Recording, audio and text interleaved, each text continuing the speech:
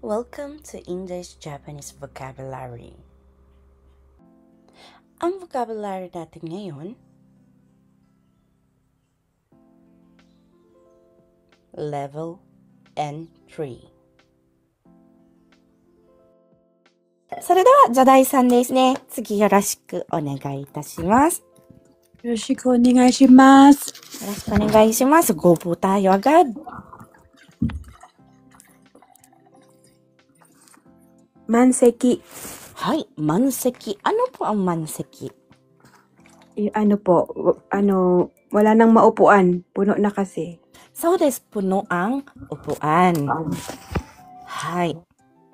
So, usually po ginagamit po ito sa restaurant, sa bus, sa sasakyan, ganyan po. Ano po? O kaya naman po sa concert. Hay. Manseki, puno ang upuan. Pero dahil ang topic po natin today is pumunta tayo para kumain, restaurant po ang ating ilinagay dito na sample. Hay. So, ano po ang kabaliktaran po ng manseki? Maraming upuan pero walang mga customer masyado. Bakit? Suitiru. Kaunti lang po. Kaunti lang. Hay. So, pag suitiru po, wala masyadong tao po. Hay, hindi, para po sa akin po, hindi po siya as in magka-antonyms. Kasi yung suitiru, it doesn't mean po na walang tao, kundi wala masyadong tao. Pwede pong may tao. Hay. Saka po tayo. Retsu ni narabu. Hay. Retsu ni narabu. Hay. Ano po ang retsu? Linya po. Magpila po sa linya. So desu ne. Ito po ang pila, ito po ang linya. Hay, so nan desu. Hay. Pipila sa pila o kaya naman po sa linya. Hay. Mas accurate po siguro ang linya kaysa po sa pila. Hay, kasi yung retsu, pwede po siyang gamitin hindi lang po sa pila, kundi po sa linya. Hay. Parang fall in line kasi sa ano po. So. Ichiretsu ni narabe って言われたら、one line. Create po sila ng one line. So this. Pag sinabi po, niretsu ni narabe, two lines naman po. Ano po? Hay, alam na ni Jataisa. Hindi, ganyan po. Dapat po nako-comprehend nyo po sa iba rin pong salita po. Para maging sarili nyo po yung word na yun. Hay. Sige des. 行列ができる。もう一度いいですか？行列ができる。行列。やゆよ。よですね。なので、行列ができる。はい、行列ができる。はい。Ano po ang 行列? Parang gyugyu ba? Gyugyu sila na yung ang pila po ba? Parang sa sobrang haba ng pila, parang nagyugyu po sila. Mahabang pila po ba yun? So des. Dekiru. Ano po ang dekiru? Magkaroon ng mahabang pila. Tumpak. Hay, magkaroon ng mahabang pila. Ayan. Hay. Natumpak din. Hay. Tsugi ikimasu.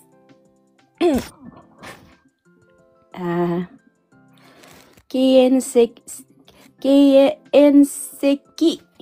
Hay, kienseki desu ne. Hay. Ano po ang kienseki? No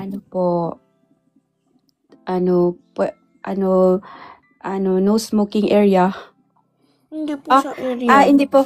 No smoking seats po. Upuan. So desu ne. Hay, upuan po yung pinag-uusapan dito. Ito po is, anong kinshi po ito? Kinshi. Ano po ang kinshi? Ipinagbabawal. So desu. Ano po ito? Tabak po. Naging gamot, magkamano tayo ito. Ano po yan? Smoke po yan eh. Smoke po, po? Kemuri desu ne. Hay. So, understood na po na pag sinabi pong kien is no kingin, hindi po pwede magsigarilyo. Hay. Opo. Yung seki po ay Upuan po. so desu. Kaya yung sabi niyo po ay Non-smoking seat. hay, non-smoking seat. Hay. Kung meron pong kingin seki, meron din naman pong Kitsuen seki. hay, kitsuen seki. Hay. Pag sinabi pong kitsuen, ano po ang meaning po niya? Pwede po manabako po. So. Opo. Pwede manabako doon sa upuan na yun. Parang, Ay, pwede po manigarilyo po. Ano po, nagko-conjugate po kayo ng Japanese sa Tagalog. Parehas lang po tayo. Pag nakikipag-usap din po ako sa ate ko, kung ano-ano pong kino-conjugate ko sa Tagalog. Ay, kitsuen seki. So, isa rin po siyang, upuan po. kaya ibig po sabihin, Upuan na maaaring manigarilyo. Go. hay, so desu. Upuan na maaaring manigarilyo. Jodai-san. Jodai-san wa, tabako, 吸っていますか? 吸ってない。吸ったことがない。吸ったことがないんだ。おー、いいですね。旦那様はどうでしょうか？ 12歳から吸いました。12歳から吸ってるんですね。はい。すごい。大丈夫だ13歳かもしれない。だから。まあ、1年の違いはそこまでね、そうですね。変わらないね。Actually, ako rin po nung 13 po ako, nag-try po ako, hindi ko po nagustuhan. Nagustuhan ko po siya nung 20 na po ako. Kung kailan tumanda. Pero tinry ko po, nag-ubo-ubo kasi ako, kaya yada. Ganyan din po ako. Pero nung trinay ko po siya with shochu, ay ba? Ang sarap-sarap po ng shochu. Biglang, tumamis sa panlasa ko. Doon ako Buti na lang, na-addict. hindi ko tinry yan. Masarap pala. Pero huminto na rin po ako. Nasa 8 years na rin po akong huminto. Yung kata po. Pangatlong attempt po. Mahirap din Wala na kasi na. Wala na po kasi pong stress, kaya okay. Hay, nakikikilig na lang po tayo sa iba. Opo. Hay, natsugi ikimasu. Paano nga yan sabihin na? Nandake? Outress? ウェイトレスですね。そうか。ウェイトレスにおすすめを聞く。おすすめを聞く。はい、そうですね。Ano po ang meaning po niya? Parang hindi kasi niya alam yung menu, so, kitimiro siya sa yung 10 insang po yung nagtitinda. Ay, yung waitress po doon, siya po makikinig sa kung ano ang magandang, masarap na pagkain ngayon, anong ususumi, anong number 1 ba yung na pagkain yung ususumi? Kiku, makiki po siya sa Kiku, magtatanong po. Magtatanong sa waitress. Okay, ne? Osusume wa? Ano yung maiaalok po nila ba, yung parang best food nila ba, ganun. Ususume. Osusume wa? Recommend. Recommend po. Hay. Tatanungin niya daw po yung waitress kung ano po yung recommend po niya. Hay. So, depende po sa waitress po, kung ano po yung panglasa ng waitress. Iba-iba po yung kanilang i-recommend. Hay. Pero po, may ususumi din naman po sa menu po, no? So desu. Nanode, sa Tagalog po, naging tatanungin ang rekomendasyon sa waitress. Hay. Tatanungin ang rekomendasyon sa waitress.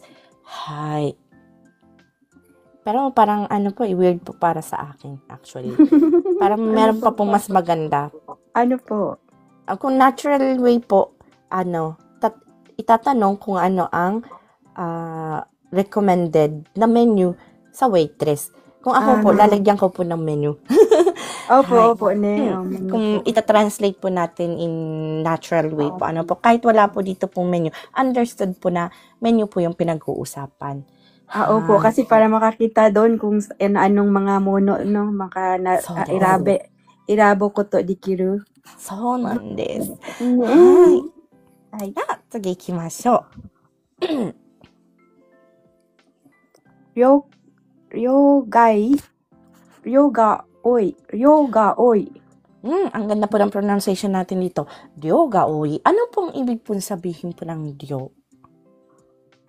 Marami po yung, kunyari, nag-order ka ng food, tapos, yung expectation nyo, parang konti lang po, tapos pagdating ko, ang dami pala. Ryo, marami po siyang, Sorry ka ne. Ito po ang marami. Oi. so ka, ryo. Ano po ang ryo? Ryo ga oy. So da ne, ryo. Mahirap po kasi talaga po magka-sounds po Kasi sila. parang po sila, no? Magka-sounds po. Once Kung po, parang mas maganda po sa sa i-English nyo po. Si Amara-san po, si Jake-san po, si Zylak-san po. Quantity po. So, Ganyan po. Kumbaga, sa Tagalog po, dami. Yung dami po. Dami. Oh. Noun po, dami. Hay, Yung ngayon yung dami po. oyi, siya po yung adjective. Marami ang dami. Complicated po, no? Marami ang dami. Nadadami ako. Madami ang dami. Hay. Oh. So, dito, yung madami po is adjective. Oyi. Yung dami po dito, in Tagalog, is noun. Ito po yung ryo. Yung quantity, yung amount, kung gagawin po natin in English. Hay. Ang kabaliktaran po ng ryo ga oyi. Ryo ga sukunai. So desu. Ryo ga sukunai. Hay. So, paano niyo po sasabihin po yun? Dito, madami ang oyi. Dito naman po magiging sukunai. So, instead pong madami, ano pong ipapalit po natin? Kaunti ang dami. Tama po. Hay, tumpak na tumpak po. Hay, kaunti ang dami. Ryo ga sukunai desu ne. Hay, alam niyo po, ang ganda-ganda po ng pronunciation niyo dito. Hay, Pasado ba? Pasado po. Wala po Arigato po. i-advise kasi okay na okay po. Ate Inday, bago ang lahat, parang may nagpapaulan sa amin ng po. Salamat po. Sino po ba yan? Hindi ko rin po hindi pa rin po ako hanggang ngayon marunong Oo nga, parang ang dami naming mga kaya hindi namin din, hindi ko alam po. 28, 16, sugoy. Kaya nga po, ne. Maraming salamat po, guys. Hi. Thank you po. Meron po tayo pong katanungan. Wala naman po. Salamat po ng marami. こちらこそありがとうございます. Sa baba po, meron po tayo pong katanungan. Wala naman po. Nais ko rin po magpasalamat sa nagpapaulan. Naliligo po kami. Thank you. Hi, naliligo. Hi. Buhos ng ulan aking mundo'y. Biglang na ganun no? Hi. So, maraming salamat po. At Inday, si Kuya Nihonkos daw po nagpapaulan. Kuya Nihonkos, thank you sa pag-shower with your love. Oh my. Nihonko-san, arigatou gozaimasu. Nihonko-san, na-order na po yung books po natin po. Hi, waiting na lang po akong ibigay po ng seller po yung tracking number po. I'm sure tomorrow po i-send niya po yun. Ipapapadala po namin sa inyo. Yoroshiku onegaishimasu. Hi. では、次ですね。ジェイクさん、よろしくお願いいたします。よろしくお願いします。はい。Go po tayo. Chumon ga kimaru. Chumon ga kimaru. Ano po ang chumon? Order po. Ano po ang kimaru? Kimaru. To fix or to to decide po. So this time po, alin po? To fix po or to To decide po. So des. Kaya, paano nyo po sasabihin po yung chumon ga kimaru? Magde-decide ng order. Kimaru na po siya. Mamili ng orderin. Hindi niya na po kailangan mamili kasi kimaru na po siya. Namili ng order. Ang kulit ni Indela. Ay, ito po siya. Napag-desisyon na ang orderin. Hay. Pag kimaru po, ibig po sabihin po, napagdesisyonan niya na po yun. Hay. Ngayon, yung sinasabi niya pong magdidesisyon pa lang po, kimeru po yun. Chumon o kimeru. So, ibig po sabihin, hindi pa po napagdesisyonan po. Ano po? Hay. Nanode ko tsura, chumon ga kimaru. Ang pagdesisyonan na ang o-orderin. Hay, dawa tsuki ikimasu. Chumon suru. Hay, chumon suru.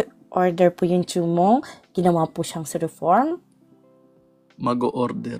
So des. O-order or mag-order. Tama rin po. Hay.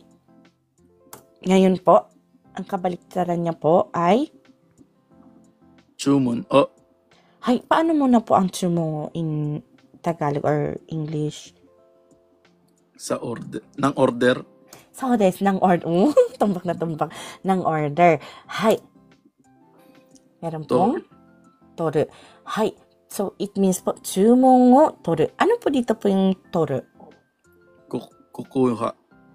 Kukuha or kumuha po. Ano po? Hay. So, meron din po tayong, Ukeru. ano po ang ukeru? To get po or to receive. So, des, tumanggap. Hay. Kaya, ba't alam niyo po pala pong to get? Hay. So, nan desu yo. Maaari po siya maging to get, maaari din po siya maging tumanggap. Hay. Depende po sa sentence, magbabago po. Lalo na po kapag business level po. Ano po?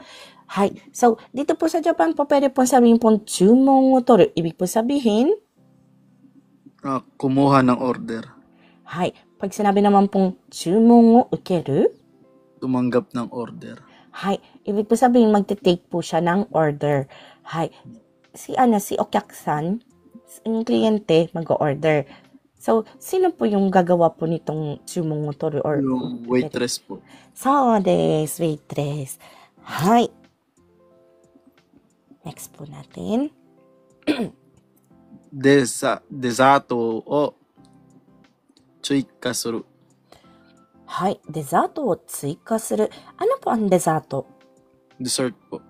So des, dessert. Hay. Ano po ang tsuika? Kanji po ng ng dagdag po, di ba? Yung So des. So des. これは Hindi ko po alam. yung tsuika po kasi, yung tsu po is, oikakeru no oなんですね. Habol. Habol na dagdag po ang meaning. So, it means po, naka-order na po kayo, tapos mag-order ulit kayo, kumbaga, pahabol na dagdag. Hay, so, mag-order po kayo ng pahabol po yung meaning po. Ano po? Another order po. So, another order. Kumbaga, nakapag-order na po kayo ng main, nag-order po ulit kayo. Hay, nanode, paano po ito? Desato o tsuika suru. Magdadagdag ng dessert. Hay, magdadagdag or order ng Panghimagas dessert. so des, panghimagas or dessert po. Hay, linagyan po ni Inday ng dessert kasi yung panghimagas baka meron pong hindi po makaintindi. Minsan po kasi ako lang yung nagsasalita ng masyadong malalim na Tagalog. Hindi tuloy tayo maintindihan, no? Hay, tsugi desu. Kohi no okawari. Hay, kohi no okawari. Ano po ang okawari? Ano po yan yung pag mag-uulit ka po, refill po. So des. Hay. Kaya, magiging Umulit, order ulit ng kape. so des. Depende po kung ang restaurant is drink all you can, so refill na po siya. Hay. Kasi yung okawari po talaga po, halimbawa po sa bahay po, sasabihin nyo po sa magulang nyo or sa gumawa po ng pagkain, o kawari, ibig po sabihin, gusto ko pa, more pa. Ganyan po ang meaning po. Ano po? Hi. So, dito po yung situation po natin. Nasa isang restaurant po tayo. Hindi po natin alam kung only drink po ba sila or kada drink po kailangan po magbayad. So, ang inano ko na lang po is umulit ng kape or mag-order ulit ng kape. Hi. Pero pwede po siya refill. Mag-refill ng kape. Hi. 大丈夫? 大丈夫です。よかったよかった。はい。akala ko na hawaan ko na naman kayo. お願いします。はい。無料ただ。そうです。無料ただ。Ano po ang 無料 or ただ? Free po. そうです。無料 and ただ parehas po sila. Free.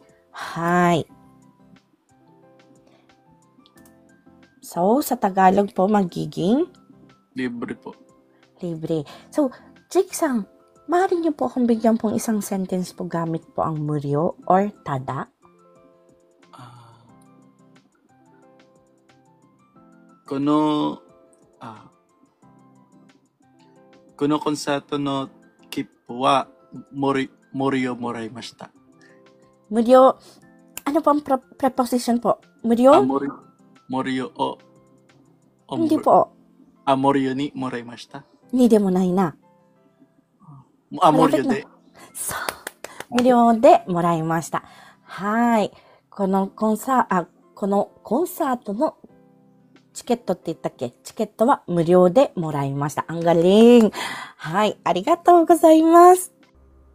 Ito po ay cut out from our free entry lesson class. Sa taong 2025, may free entry lesson class po tayo sa TikTok tuwing MWF at 8 p.m. Japan time.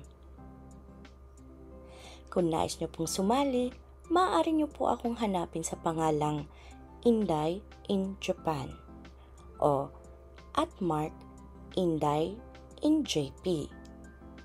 Please follow me and stalk me sa mga araw at oras na aking nabanggit. Thank you for watching and please continue supporting me, follow me, and share my videos for more contents. Maraming salamat po. Hanggang sa muli.